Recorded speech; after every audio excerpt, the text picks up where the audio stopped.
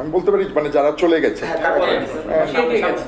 আপনারা জানেন যে ছাত্রলীগের সাবেক সভাপতি লিয়াকত শিকদার উনি সপরিবারে চলে গেছে, কলকাতায় আছে। ফেনীর সংসদ সদস্য আলাউদ্দিন নাসিম উনি চলে গেছে, উনিও কলকাতায় আছে। আপনারা জানেন নোয়াখালীর ছাত্র নেতা লিপটন উনিও কলকাতায় আছে। এবং কোথায় আছে আমি বলতে পারি, আপনারা যে ওখানে দেখতে পারেন। ওনারা কলকাতায় ফরচুন অ্যাপার্টমেন্ট খুব আলিশানাভাবে আছে, খুব আরামে আছে। এবং যদি যেতে পারেন ওখানে ওনারা